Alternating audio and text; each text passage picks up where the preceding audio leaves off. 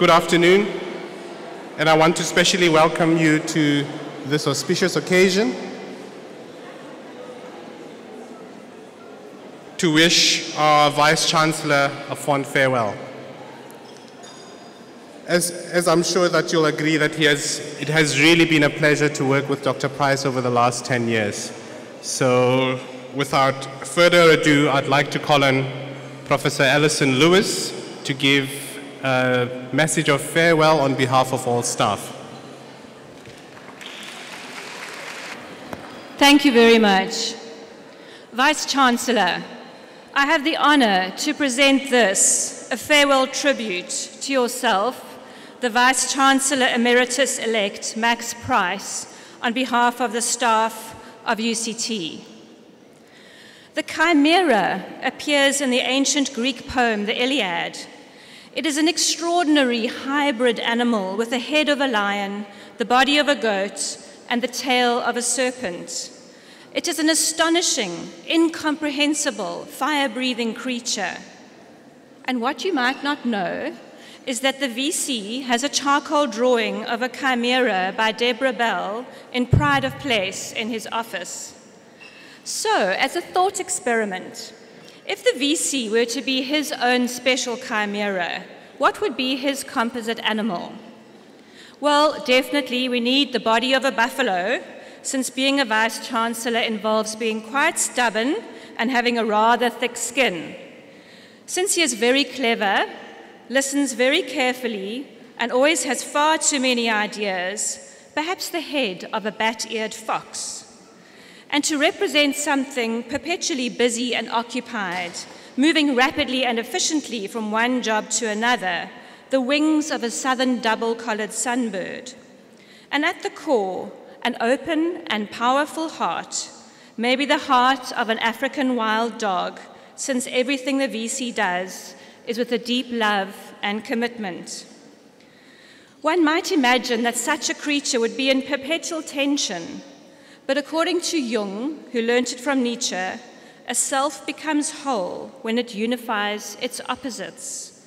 So our oppositical buffalo, fox, sunbird, wild dog chimera is actually a higher order, integrated being, which you would have to be to cope with being the VC of UCT, most especially over the last 10 years.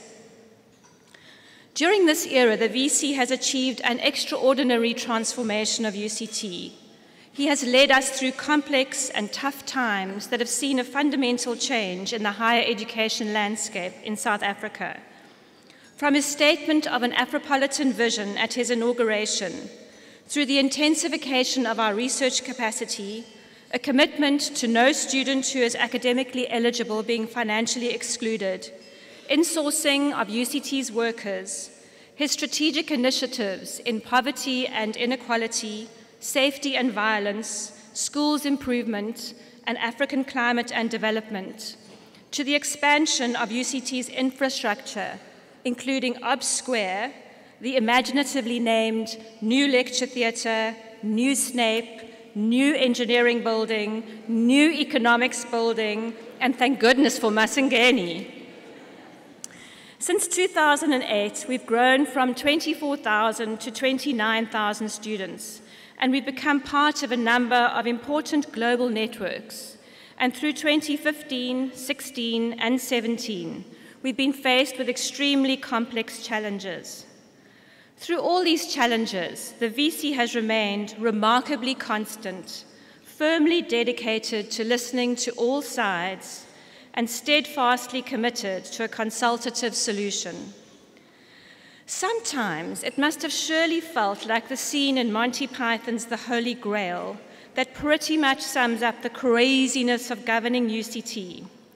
King Arthur gallops over the hill and comes across two peasants, Dennis and an unnamed woman. "How do you do, good lady? I'm Arthur, King of the Britons. Whose castle is that?" "King of the who?" "The Britons." "Who are the Britons?" "Well, we all are. We are all Britons, and I am your king." "I didn't know we had a king. I thought we were an autonomous collective." Aside from his extreme competence as a VC, he is also a saxophone player, an opera buff, a jazz lover, a half-marathon runner, a dedicated family man, a noble friend, and a loyal and worthy spouse to Professor Deborah Posel, who is a powerhouse in her own right. She has also served the university for the last 10 years, not only as a prominent sociologist and acclaimed intellectual, but also as a staunch supporter of our VC.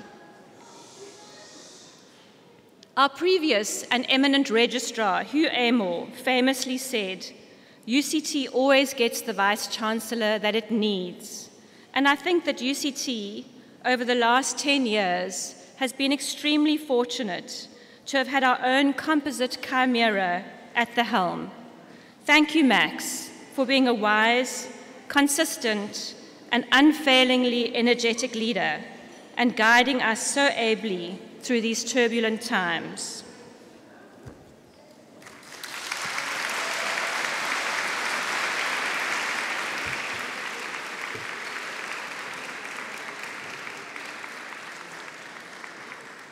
Thank you very much, Professor Lewis, for those heartwarming message from all of us here who are attending the occasion. Re a leboga, siyabonga. And right now, ladies and gentlemen, colleagues, I'd like to call on the esteemed Dr. Price to give his farewell message.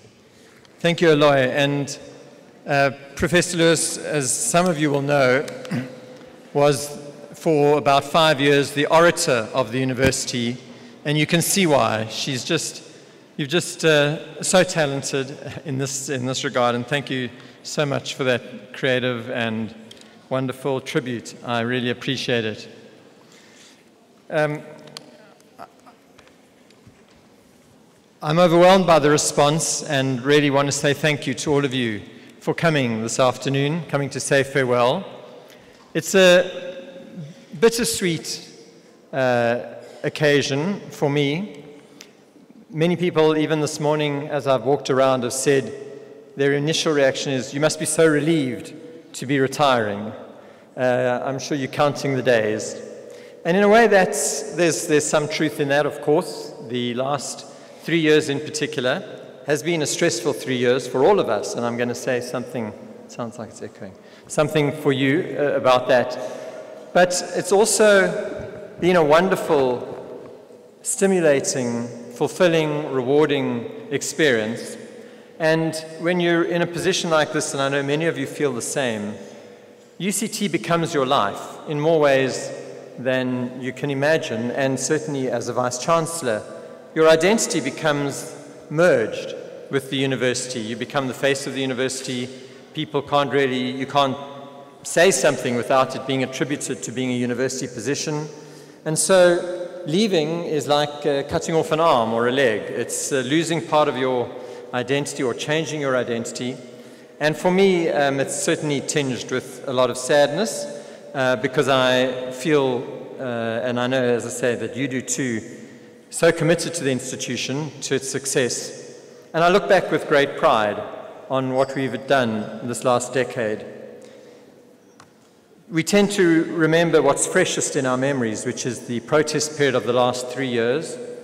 And that's been, I think, will prove to have been a watershed period in higher education, not just UCT.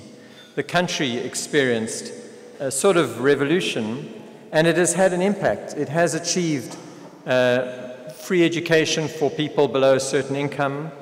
It has changed the way we think about our identity. Our new strategic plan, which is infused with a different approach to transformation, is informed by the activism of the last 3 years and the Rhodes Must Fall movement. But that tends to dominate our memory because it's so recent, and we forget what we've achieved over the decade as a whole. And Professor Lewis mentioned some of those achievements. She talked about the growth of the number of students. Part of that growth of nearly a 20% increase, it's something which has an impact on all of you because you have to cope with that greater number of students, number of residence places, classrooms. But part of that has been transformation. Almost all of that growth has been black students, and almost all of it, much of it has been postgraduate students, which has been part of the transformation of the university into a more research-intensive environment. We have addressed the issues of access with a new admissions policy, which we implemented 4 or 5 years ago, and has changed the composition of the student profile. We have reached out to the school system through the 100 Up and the Schools Improvement Initiative and many other initiatives to draw in students from our local communities where we were getting almost none before. When in 2008, we had 20 students from the whole of Khayelitsha who came to UCT. Last year, we had about 100 as a result, 100 coming in as a result of the programs that we've been running in the schools and with the schools. We've improved access through the financial aid system, in creating a financial aid system which covers students more generously than at any other university in the country, up to a higher income level and more comprehensively. And so we've been able to say that we will never turn a student away because they don't have the money if they deserve to be here academically. We've shifted and made huge progress as a research institution. We published nearly twice as many journal articles last year, 2017, as we did 10 years before that. The increase in international publications which we co-authored with other people from other countries, increased by more than double, so 130%, which is a sign in some ways of how we're acquiring a much more international footprint and becoming a more global institution. We launched 14 companies, spin-off companies, over the period, 4 in the last year, as a result of the environment which supports innovation and startups and commercialization of intellectual property. On the education side, we looked hard at what the new technologies, digital technologies, were going to do to us, and whether that was going to create a threat to residential universities because people could study online and wouldn't have to come to university anymore. And our academics, the Center for Innovation in Learning and Teaching and others, responded creatively. We produced 12 MOOCs, massive open online courses, some of which are regarded as amongst the best in the world. We have fitted the lecture theatres with lecture capture facilities so that almost every lecture is now captured and is available on the internet that night so that students can access them again and again or revise the lectures, and that improves success and throughput. So in the use of technology in education, we are leading the field. We run courses, postgraduate programs for academics all over the continent in the use of electronic resources in teaching and learning. The growth has been accompanied, as you heard, by a lot of new buildings, but in addition, those buildings and that growth has needed fundraising. And I cannot thank each of the departments that are represented here today. You all know that you are critical cogs in the wheel, in the machine of UCT, a complex machine, and if even 1 or 2 cogs are not working smoothly, the machine breaks. If the traffic system isn't looked after and we have gridlock on the campus, people can't get to class. If the sports administration isn't working, we have a lot of very frustrated students. But many of these things have depended on fundraising, and the Department of Alumni and Development is one of those departments which has had particular success over the decade in helping raise over 3 billion rand. And if you think about that, that's nearly 1 million rand every day for 10 years raised to support the activities of the university. Now, much of that is raised because you, and especially the academics, have written good grant proposals to foundations and donors, or come up with good projects, or created an innovative new idea, a building or something. And so the credit for that is spread across the whole university. But it signals the reputation of the university, the high esteem in which we are held. Most of that money comes from outside the country, from foundations that support us abroad. We have been focused on teaching as well, not just on research and on numbers and on transformation. And we have tried to show that we value teaching in ways that we had not been showing before. So in the last 10 years, we created a new academic track for academics so that they could be on a teaching track, which recognized that they might be excellent teachers, but not as interested in research, and still value that as critical players, as the critical players in the university, a university which is student-centered.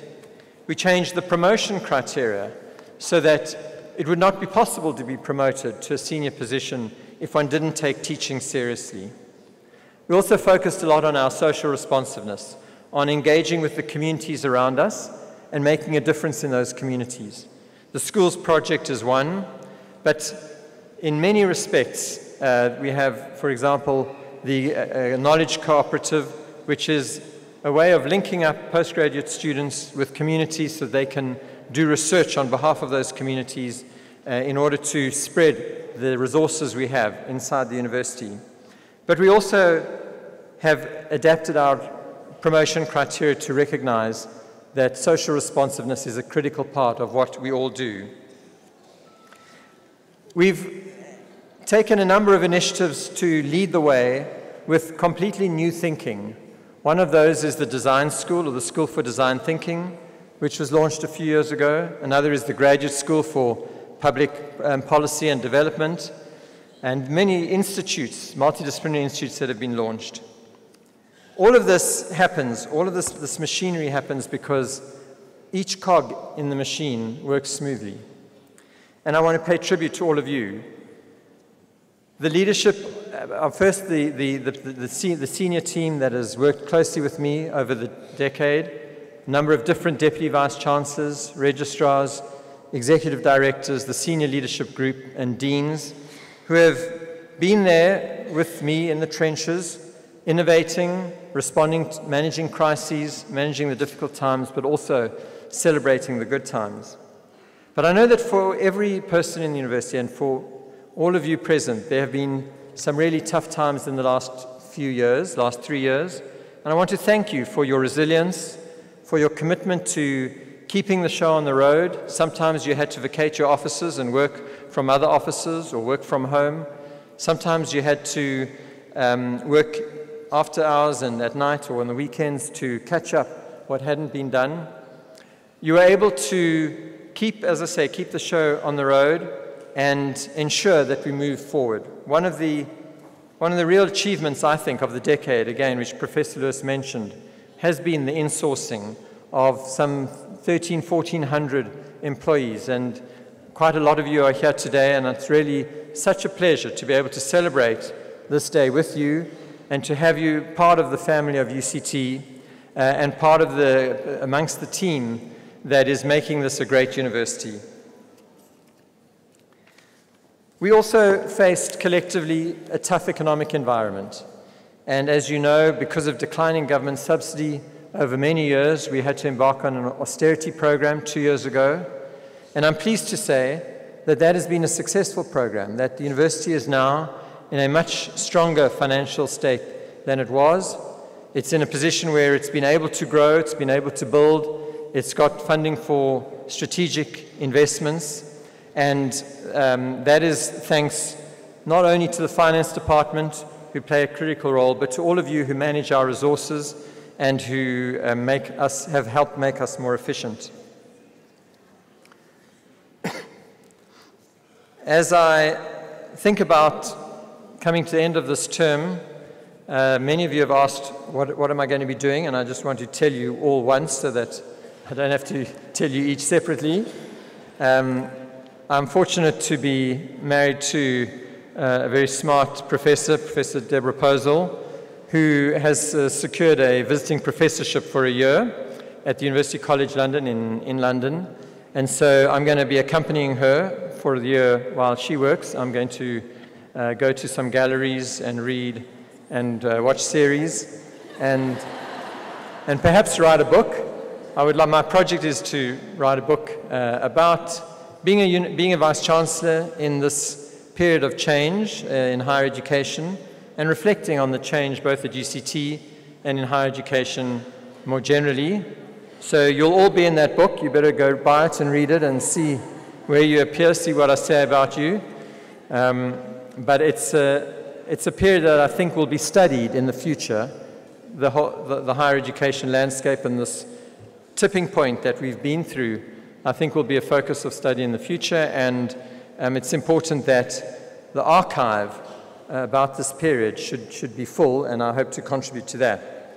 So that's the one thought about my future. After that, we'll be back in Cape Town. Professor Deborah is professor at UCT and will continue. I don't have a job. My contract finishes on the 30th of June, so any of you that have interesting work for me, please let me know. I'll be looking around and doing some consulting, I hope, in the higher education sector. And wrapping up, as I look to the future, I'm delighted to be handing the baton over to Professor Mamokgethi Phakeng. She's in Joburg today at another meeting. I believe we're going to have a seamless transition. She's been at the university for 2 years already. She knows the university, she knows many of the people. Her portfolio being research and internationalization signals that she's very committed to what are the distinguishing features of UCT, our international profile and standing, and our position as a research university. And she's also, of course, committed to transformation and to addressing the issue of institutional climate.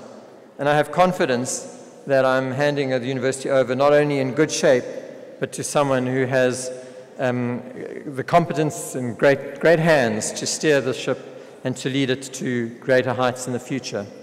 So let me thank you all for coming again. Let me thank you all for supporting. And finally, let me thank my wife, Deborah, for not just being, as Professor Lewis said, an independent academic and holding her own in this institution, but for being incredibly supportive and helpful in ways that many of you will not know. It's not just that she's there by my side, but she is the person who is my strictest critic of anything I write, anything I say, and so what you read has usually been edited or digested or commented upon, and to the extent that it has merit, it reflects her contribution. So thank you so much for being there with me.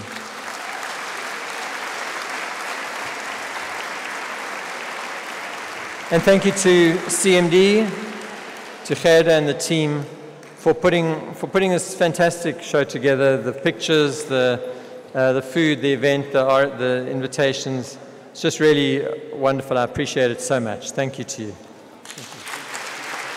I'd like to propose a toast to Dr. Price in appreciation for the leadership that he has provided to this university, the understanding that he has shown in the many difficult situations that he has faced as our Vice-Chancellor, and the impact that his 10 years at this university will continue to have in the future of the institution. We wish him all the best in his future endeavors. To Dr. Price.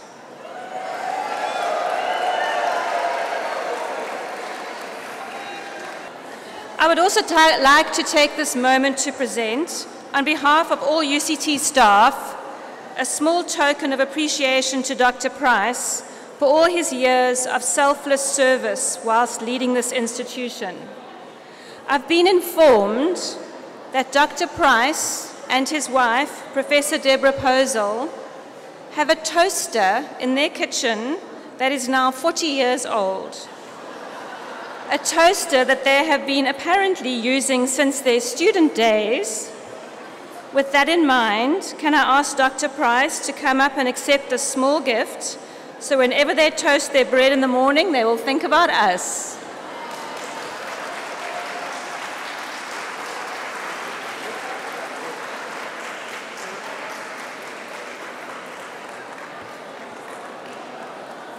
Thank you very much. You might have thought that that was a gift for my wife, but she's not doing any cooking for the next year. I am. And so I really appreciate not having to use a 40-year-old blender. May I raise a toast to the university and to all of you, to great success in the future, UCT is the best university on the continent and one of the best in the world, and it's going to get even better. To UCT.